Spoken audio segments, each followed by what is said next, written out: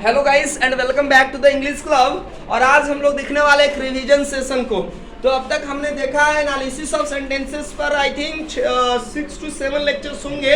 और आज हम पूरे 1 to 6 लेक्चर्स को हम आपको समराइज करने जा रहे हैं। अब तक हमने क्या पढ़ा, तो हमारा टॉपिक की शुरुआत हुई थी एनालिसिस से। तो एनालिसिस क्या होता है दोस्तों, हमने बताया था the process of analysing a sentence, the process of analysing a sentence. और पार्टिकुलरली हम किसी भी सेंटेंस को एनालाइज क्या करते हैं, तो इसके पैटर्न्स को एनालाइज करते हैं कि इसका पैटर्न्स कैसा लिखा गया है, ठीक है ना, इसका नेचर कैसा है। और हम किस लिए ऐसा हम किसी सेंटेंस के पैटर्न्स और उसके नेचर को एनालाइज करते हैं, तो जो हमारा पर्पस होता है in order to break down, जिसका मकसद ही होता है सेंटेंस को क्या कर देना, तोड़ देना, ठीक है ना।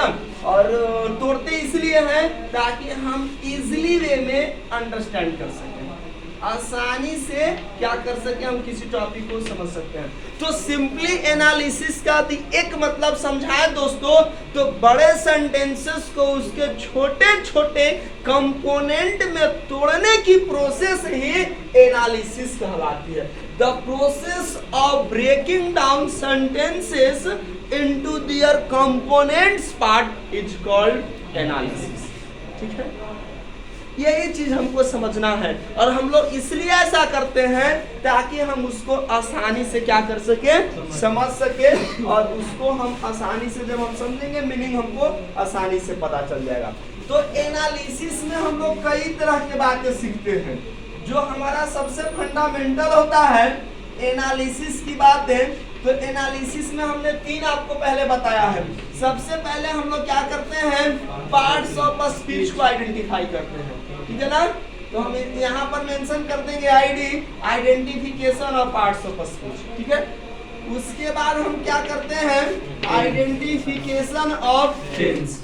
हम लोग उसके बाद टेंस को आइडेंटिफाई करते हैं। और तीसरा हम लोग बात करते हैं आइडेंटिफिकेशन ऑफ सेंटेंस। अब दोस्तों जो ही वर्ड सेंटेंस माइंड में आता है, तो बातें हम लोगों के लिए काफी पुरानी हो गई है कि आखिर ये सेंटेंस क्या होता है। तो सेंटेंस हमको बताया गया है कि सेंटेंस क्या होते हैं, ग्रुप ऑफ वर्ड्स होते हैं, ग्रुप ऑफ वर्ड्स। और ग्रुप ऑफ वर्ड्स होते हैं जिसकी खासियत क्या है, एक सब्जेक्ट होना चाहिए और एक फाइनाइट वर्ब। हम शॉर्टली डिस्क्राइब करें कि सब्जेक्ट क्या होता है दोस्तों, तो जो सेंटेंस में फंक्शन करता है, यानी कोई भी सेंटेंस का वह पार्ट जो कोई एक्शन को परफॉर्म करता है, means performer is called subject. और सेकेंड वे में हम बात करें, दूसरी लैंग्वेज में बात करें, तो जो डूअर होता है, डू माने करना, डूअर मींस करने वाला, सेंटेंस में जो काम करता है दैट इज कॉल्ड करता इन हिंदी, ठीक है। तो डूअर को हम लोग कहते हैं क्या, सब्जेक्ट। बात करें फाइनाइट वर्ब की, तो फाइनाइट का मतलब होता है लिमिटेड। फाइनाइट का मतलब क्या होता है, लिमिटेड। तो वैसा वर्ब को फाइनाइट वर्ब कहते हैं जो अपना फॉर्म सब्जेक्ट के नंबर और पर्सन के अनुसार चेंज कर देता है। यानी सब्जेक्ट सिंगुलर है तो वर्ब सिंगुलर होगा, यदि थर्ड पर्सन है सिंगुलर नंबर में तो वर्ब सिंगुलर होगा, थर्ड पर्सन का प्लूरल नंबर है तो प्लूरल होगा, फर्स्ट पर्सन का सिंगुलर है तो भी हमारा क्या होगा, V1 फॉर्म होगा, प्लूरल नंबर है तो भी क्या होगा, हमारा V1 फॉर्म होगा। यानी सब्जेक्ट के नंबर और पर्सन के अनुसार चेंज कर दिया। जैसे आई तो प्ले, लेकिन सी करें तो प्लेज हो जाएगा। तो आई फर्स्ट पर्सन था, सिंगल नंबर था, सी के हमारा क्या, थर्ड पर्सन, पर्सन चेंज किया, फॉर्म बदल गया। तो वैसे वर्ब जो अपना फॉर्म सब्जेक्ट के नंबर और पर्सन के अनुसार चेंज कर दे, इसको कहते हैं फाइनाइट वर्ब। यदि आपको लॉजिक नहीं डेवलप हो पाया है, तो इसके लिए हमारे पास आसान तरीका है दोस्तों। आप सिंपली याद रखो कि वर्ब का V1 फॉर्म, वर्ब का V2 फॉर्म और वर्ब का V5 फॉर्म, ये 3 जो होता है हमारे पास, V1 V2 V5, ठीक है। और एक वर्ब के 5 फॉर्म्स होते हैं, V1 V2 V3 V4 V5, जिसमें से जो 3 V1 V2 और V5 वो क्या कहते हैं, फाइनाइट वर्ब। और दूसरा स्टेप क्या होता है दोस्तों, ऑल ऑक्सिलरी वर्ब। और ऑल ऑक्सिलरी वर्ब हमको पहले से बताया गया 24 हमको पता है। Is are am was were has have had do does did shall will can may should would could might used to have to must need dare. अरे इसी में हम लोग जानते हैं हैव टू, यदि हैव टू को भी मॉडल में इंक्लूड करेंगे तो टोटल 25 हो जाएंगे। याद हो गया? फिर से मैं रिपीट कर देता हूं। Is are am 3, was were 5, has have had 8, do does did 11, shall will can may कितना हो गया 15, 11 4 15, ठीक है ना। Shall will can may should would could might 4 और 19, used to ought to 21, have to 22, must need dare. कितना आसान, यानी 25 सेकेंड सफिशिएंट है। यही हमारे हैं क्या ऑक्सिलरी वर्ब्स, और ये भी क्या कहलाएंगे हमारे फाइनाइट वर्ब। बात कर लेते हैं दोस्तों सेंटेंस की। तो सेंटेंस को क्लासिफाई किया गया है 2 तरीका से। अभी हमने जाना सेंटेंस क्या होता है, तो ऐसे ग्रुप ऑफ वर्ड्स जिसका एक सब्जेक्ट होता है, फाइनाइट वर्ब होता है, और साथ ही साथ कंप्लीट सेंस दे। ये भी थोड़ा इंपॉर्टेंट रहेगा, यानी कंप्लीट मीनिंग हमको आना जरूरी है, नहीं तो सेंटेंस नहीं बनेगा हमारा। तो सेंटेंस 2 तरीका से क्लासिफाइड किया गया। एक जो प्रोसेस आइडेंटिफाई करने का, सॉरी क्लासिफाई करने का, वो था मीनिंग, यानी सेंटेंस को 2 आधार पर बांटा गया, एक अर्थ के आधार पर और दूसरा हमारा बांटा गया स्ट्रक्चर्स के आधार पर। स्पष्ट है? तो मीनिंग के आधार पर जो हमारा सेंटेंस होते हैं वो हमारे पास 4 होते हैं। कितने होते हैं? 4। एक हमारा जो सेंटेंस का जो पहला काइंड होता है स्टेटमेंट, और स्टेटमेंट 2 तरह के होते हैं।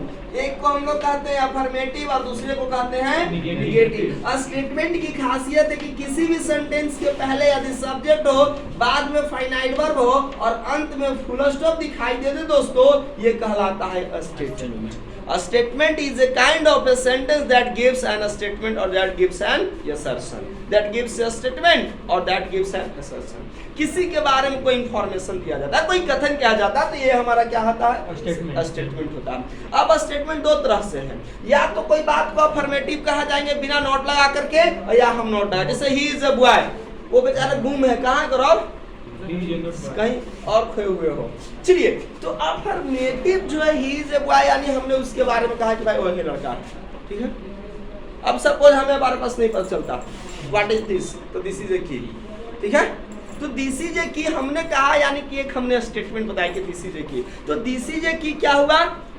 स्टेटमेंट। अब इसमें कोई नॉट नहीं प्रयोग हुआ, निगेटिव वर्ड, तो क्या हो गया? अब हम कहते दिस इज नॉट अ की, बन गया निगेटिव। यानी स्टेटमेंट 2 तरह के, अफर्मेटिव और निगेटिव। एक दूसरा तरह के सेंटेंस का काइंड होता है एज पर मीनिंग में, जिसमें हम कुछ इंक्वायरी करते हैं। इंक्वायरी का मतलब होता है दोस्तों इंट्रोगेट करना, और इंट्रोगेट का मतलब होता है पूछताछ करना, यानी आस्क करना। तो वैसे हम सेंटेंस के काइंड को कहते हैं क्वेश्चन। क्वेश्चन की खासियत मैं बताता हूँ। क्वेश्चन हमेशा 2 तरह के होंगे। एक ऐसे क्वेश्चंस होंगे जिसका रिप्लाई या तो यस में होगा या तो नो में होगा। So are you a girl? No, you are a boy. तो यानी इसका रिप्लाई यस में मिला या नो में। तो वैसे सवाल जिनका रिप्लाई यस और नो में मिलता है उसको हम कहते हैं यस नो क्वेश्चन। क्या कहते हैं? Yes no question. और एक बेचारा दम अपना, कुछ लोग ऐसा होता है ना, हम लोग जैसे बिहारी पर कमेंट है कि भाई बिहारी जहाँ जाएगा अपना लक्षण लेकर जाएगा। करेक्टर्स, अरे करेक्टर्स फीचर्स नहीं, वो कहीं पर जाएगा तो अपना लक्षण वाले हाथ एकदम सही बताए, गुण। हम देखिए गुण है, क्या क्या गुण है हम लोगों के अंदर। लैंग्वेज से लोग ऐसा आइडेंटिफाई करता है, भाई हम लोग की जो भाषा है ऐसा इस्तेमाल करते हैं कि भाई ये लोग बिहारी है। और पता ना उन लोग तो भाई स्पेशल हालैंड में जन्म लेकर आते हैं दूसरे वाले लोग, उनकी भाषा ही अलग होती है। नहीं, अरे भाषा का मतलब मोटा मोटी यही होना चाहिए, जो हम कहें आप समझनी है और आप कहें तो हम समझनी है, यही है डिफिनेशन भाषा के। समझ में आई बातें? ये बेचारे आई कौन आई रे? See. This is not he. तो this is yes no question. और एक ऐसे क्वेश्चन जिसको हम लोग डिस्कस कर रहे थे वो होता है WH क्वेश्चन, ठीक है ना। तो जो WH क्वेश्चन की क्या खासियत है, जो WH वर्ड से शुरुआत होता है, जैसे व्हाट, होम, वेयर, व्हाई, ये सारे हैं, ठीक है ना। तो ये सारे जो हैं वो कहलाएंगे W। से where do you live, what's your name, what's your habit, what do you want, whom do you like, whom do you play with, like that। ये सारे एग्जांपल्स हो गए किसका? क्वेश्चन WH क्वेश्चन का। और एक ऐसे भी सेंटेंस आपने सुना होगा जो हमेशा ऑर्डर देगा, इधर आओ और जाओ, बैठ जाओ, हल्ला मत करो। तो ऐसे सेंटेंस जैसे लगने में बात एकदम अंदर से भड़ासे निकाल रहा है, नहीं। और कभी कभी ऐसा भी होता है, भाई भैया दे देना 2 रुपया, नहीं तो बेचारा लगता है कि नहीं नहीं रिक्वेस्ट कर रहा है। अब कुछ में देखते कि बाबू अरे हम तो पढ़ने के समय पर पढ़े नहीं, हम तो हवेली पर ताकते थे, मैंने वो स्कूल के पीछे जाकर इंतजार करते थे, अब बेंच के पीछे बैठ कर please give me your contact number, नहीं। बहुत तजुर्बा इनका था, बहुत ज्यादा इनका तजुर्बा है। तो बेचारा क्या करता है, अपने तो कुछ नहीं किया तो दूसरे को क्या करे, सजेस्ट करेगा, देख भाई तुम ऐसा ऐसा मत करना, ठीक है ना, तनी अच्छे से पढ़ो, ध्यान लगा कर पढ़ो। तो ऐसे सेंटेंस जो हमारा ऑर्डर दे या सजेशन दे या कमांड दे, तो ऐसे सेंटेंसेस की शुरुआत V1 से होती है दोस्तों। और ऐसे सेंटेंस को हम कमांड कहते हैं, जिसको हम लोग कहते हैं इंपरेटिव सेंटेंस। यानी इंपरेटिव सेंटेंस में ऑर्डर होता है, रिक्वेस्ट होता है, सजेशन होता है, नहीं। तो आपने जो भाई नहीं लोग कर पाते हैं, जैसे हमारे पेरेंट्स लोग कहते थे बेटा हम लोग तो पढ़ नहीं पाए, अब तुम्हारी बारी है, तो तुम भी कहेगा कि अच्छा एक बार हम भी ट्राई करके देखते हैं, अगला जनरेशन आएगा उसको सिखाएंगे, तो अगला जनरेशन कहेगा कि पापा आप पढ़े थे नहीं ना, आप तो कॉन्टेक्ट नंबर पर ध्यान देते थे, सोच लीजिए हम क्या पर ध्यान देंगे। तो यही स्थिति है हमारी। ये हो गया हमारा कौन सा सेंटेंस, कमांड, ठीक है। एक ऐसे सेंटेंस होता है जिसमें एकदम सरप्राइज होता है, माने मिल जाए अभी पता चले कि फिर से सर पार्टी यहाँ पर मिलने वाला है, तो कितना तुम उछल करके ऊपर देखो भाई ऊपर फैन चल रहा है, देखो ना एक्सीडेंट ना हो जाए, नहीं।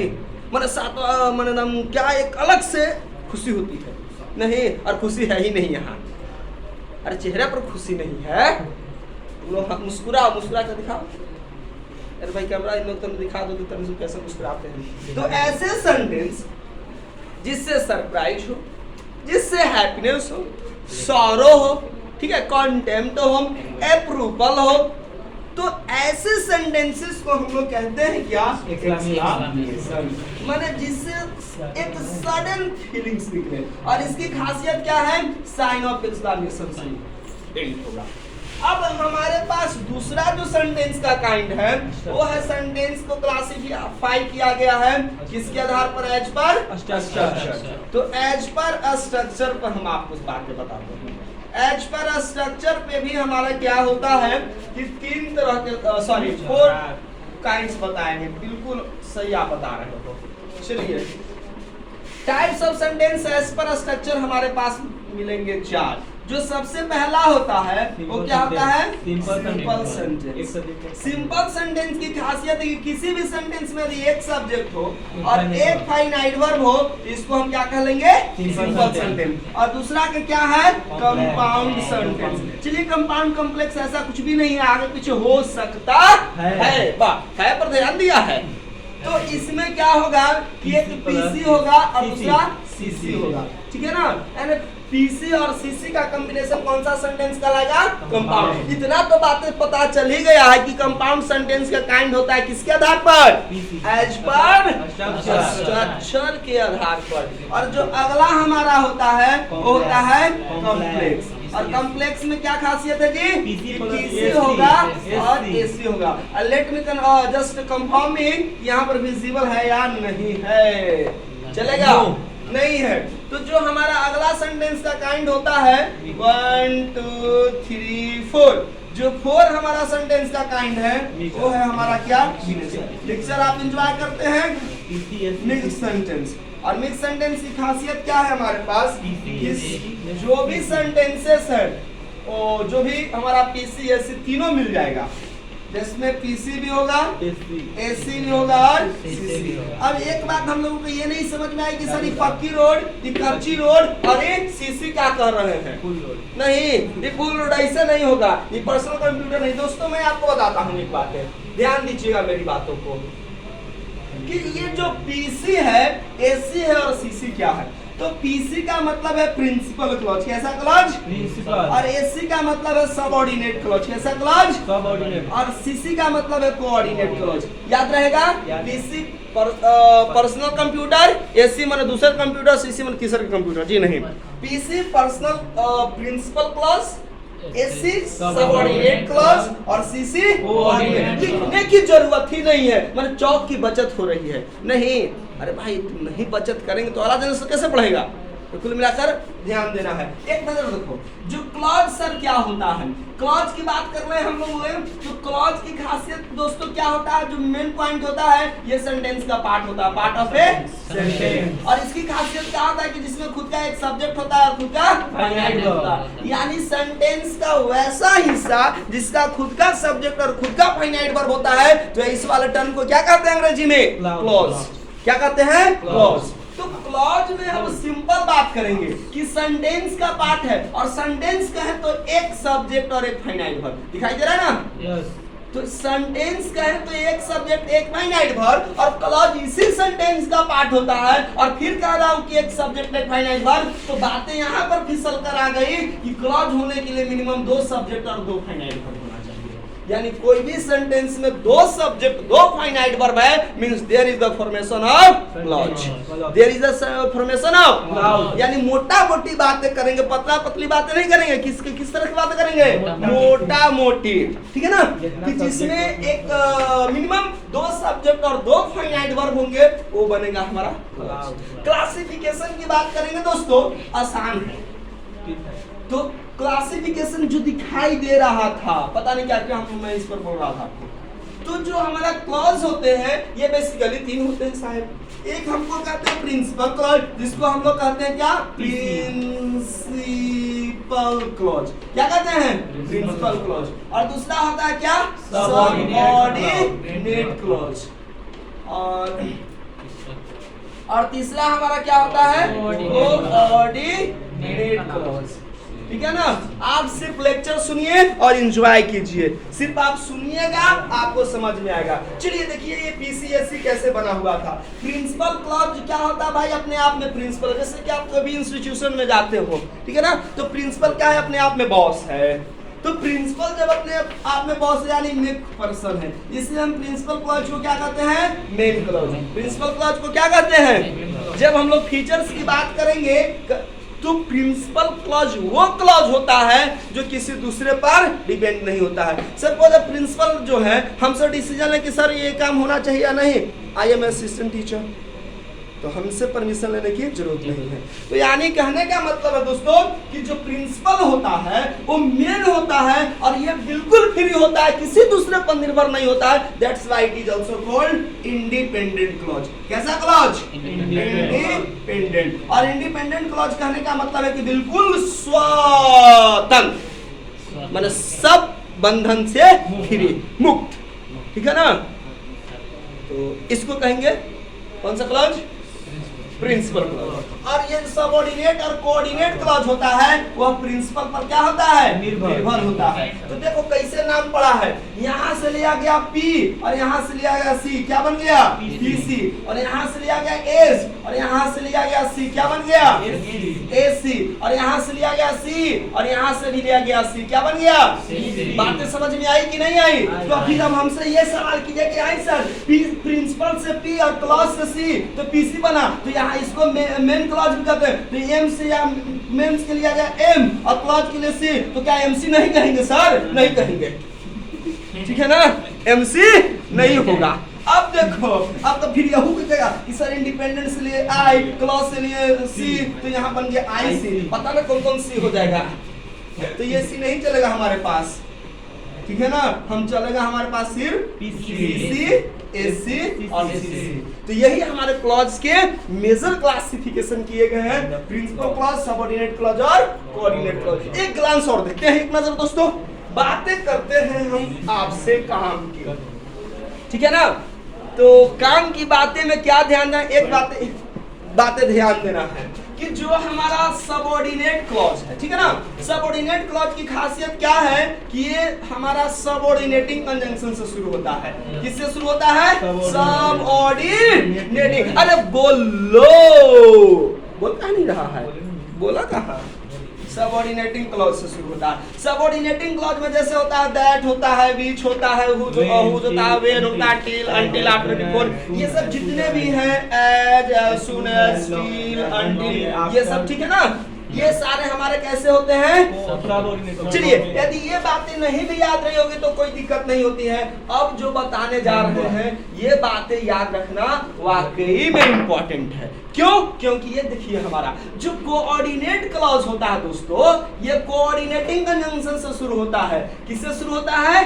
कोऑर्डिनेटिंग कंजंक्शन से। और कोऑर्डिनेटिंग कंजंक्शन से शुरू होने वाले क्लॉज को क्या कहते हैं? Subordinate clause. Subordinate clause coordinate ना, कोऑर्डिनेटिंग कंजंक्शन से शुरू होगा तो कोऑर्डिनेट क्लॉज, सबऑर्डिनेटिंग कंजंक्शन से शुरू होगा तो subordinate clause. Subordinate clause subordinating conjunction से शुरू होता है, कोऑर्डिनेट क्लॉज कोऑर्डिनेटिंग कंजंक्शन से शुरू होता है। क्लियर? और इसको याद करने के लिए हमारे पास एक छोटी सी टर्म याद रखना है कि हमको फैन बॉयज याद रखो आप, FANBOYS, ठीक है ना। यानी F का मतलब हो गया दोस्तों फॉर, A का मतलब एंड, N का मतलब हो गया नॉर, B का मतलब हो गया बट, Y का मतलब हो गया और Y का मतलब हो गया एट, और S का मतलब हो गया सो। यानी इतना के दिखाई न दे इनके अतिरिक्त तो हम समझेंगे वो सब कैसा कंजंक्शन होगा, सबऑर्डिनेटिंग। और इतना दिखाई दे तो बातें करेंगे थोड़ा सा हम लोग हट करके, अर्थात बातें यहाँ पर क्लियर हुई है कि जो हमारा कंजंक्शंस होता है, कंजंक्शन दो तरह के हो गए। एक हमारा कहलाता है सबऑर्डिनेटिंग कंजंक्शन और दूसरा होता है हमारा कोऑर्डिनेटिंग कंजंक्शन। ठीक है ना? कैसा कंजंक्शन? Coordinating conjunction. और जो सबऑर्डिनेटिंग कंजंक्शंस होते हैं वो हमारे 9 होते हैं और कोऑर्डिनेटिंग कंजंक्शंस हमारे 4 होते हैं, जिसमें हम आपको बता रहे हैं एडवर्सेटिव, इलेटिव, कॉमुलेटिव और अल्टरनेटिव। तो दोस्तों ये था आज का हमारा सेशन, जहां पर आपने एक ग्लांसेस में क्लॉजेज ऑफ सेंटेंसेस को देखा। तो मिलते हैं अगले वीडियो में एक नए अंदाज में, तब तक के लिए धन्यवाद।